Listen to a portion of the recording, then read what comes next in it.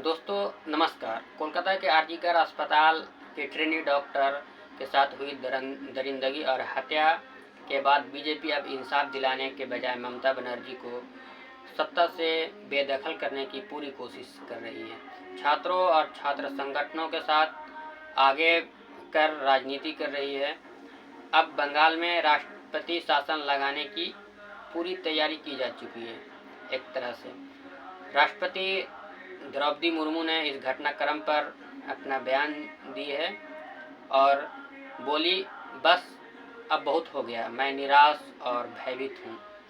सवाल यह है कि यह घटनाएं और ऐसी घटनाएं सिर्फ बंगाल में ही हो रही हैं या देश के अन्य बीजेपी शासित प्रदेशों में भी हो रही हैं। क्या द्रौपदी मुर्मू बीजेपी शासित प्रदेशों की घटनाओं के बारे में क्या ऐसा वक्तव्य देंगे? आइए जानने और समझने की कोशिश करते हैं।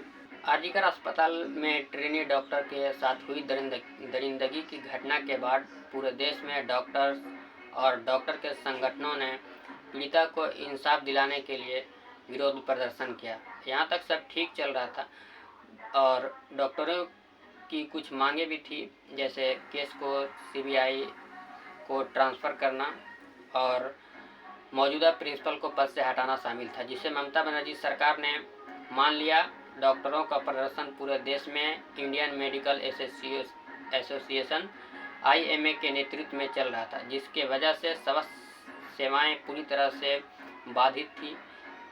आरजीकर मेडिकल एंड हॉस्पिटल की घटना पर सवादा संज्ञान लेते हुए सुप्रीम कोर्ट ने डॉक्टरों को पुनः काम पर लौटने का आदेश दिया था, जिसके बाद स्वास्थ्य सेवाएं पुनः वापस पटरी पर लौट गई। हालांकि डॉक्टर्स का कोलकाता में विरोध प्रदर्शन जारी रहा और अब मामले की सीबीआई जांच हो रही है। 27 अगस्त को छात्रों और छात्र संगठनों ने नाबन्ना सेक्रेटेरिएट बिल्डिंग को घेरने का कोशिश किया और नाबन्ना अभियान के तहत विरोध मार्च निकाला। अब समझने की कोशिश करते हैं कि आखिर नाबन्ना है क्या।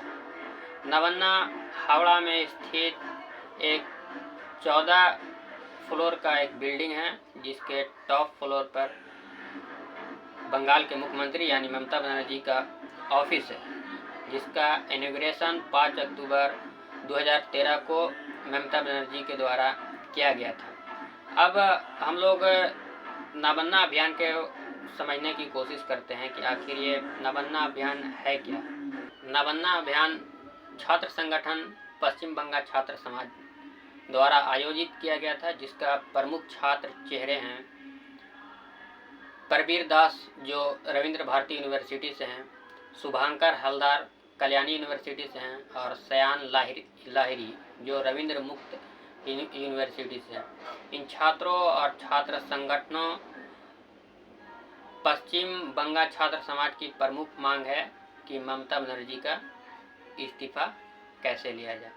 इन छात्रों में शुभांकर हलदार RSS का सदस्य था और सयान लाहिरी बीजेपी का सदस्य है।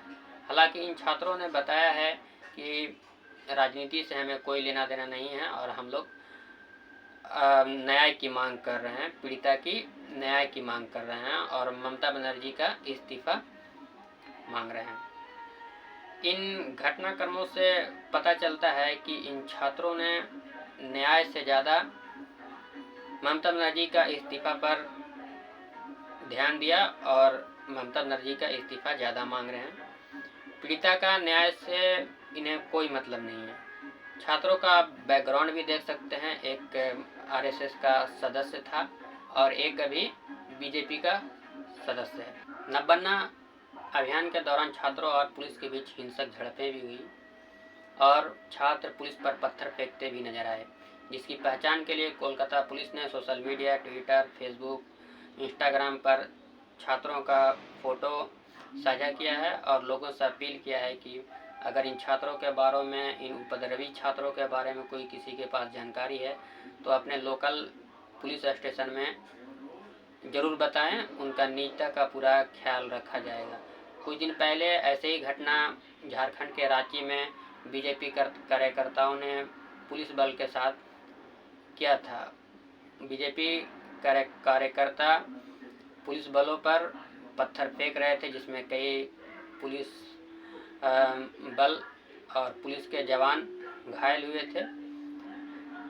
और एक तरह से देश में ट्रेंड बनता जा रहा है बीजेपी कार्यकर्ताओं और विरोध प्रदर्शन में होने वाले घटनाओं में ज़्यादातर जब प्रदर्शन उग्र होता है तो प्रदर्शनकारी पुलिस बल पर पत्थर फेंकते नजर आते हैं। हालांकि एक घटना छतरपुर में प्रकाश में आया था, जिसमें लोग गए थे एक मेमोरेंडम देने थाना में, जिसके बाद कुछ झड़पें हुई थी पुलिस बल और जनता के बीच, जिसमें छतरपुर के आरोपियों के घरों पर बुलडोजर चला दिए गए। लेकिन अब तक कोलकाता और रांची के बीजेपी कार्यकर्ताओं ने जो सुरक्षा बलों पर पत्थर फेंके हैं, उनके घरों के पास कोई बुलडोजर नहीं गया है। बीजेपी बंद के दौरान बीजेपी कार्यकर्ताओं और पुलिस बलों के बीच भी झड़पें हुई।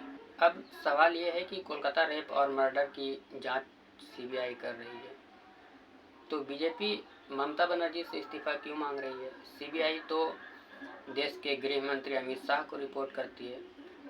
बीजेपी और बीजेपी के नेताओं को अमित शाह से पूछना चाहिए या उनके खिलाफ विरोध प्रदर्शन करना चाहिए था कि सीबीआई अब तक क्या जांच की है कोलकाता रेप और मर्डर केस में। दूसरा सवाल ये है कि ऐसी घटनाएं बीजेपी शासित राज्य बिहार, यूपी, महाराष्ट्र और तमाम जगह पर हो रहे हैं। वहां पर बीजेपी वहां के मुख्यमंत्रियों से इस्तीफा कब मांगेगी? यूपी में 2 दलित लड़कियों की लाशें पेड़ से लटकी हुई मिली।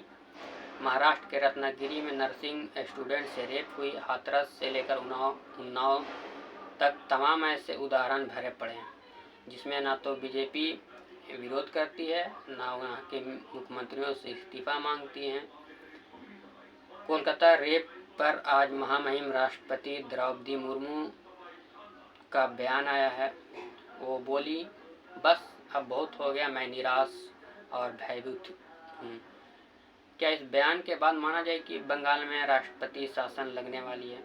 महामहिम राष्ट्रपति से ये देश की जनता अपेक्षा करती है कि बीजेपी शासित राज्यों में हो रहे रेप और रेप की घटनाओं पर आप भी बोलेंगे।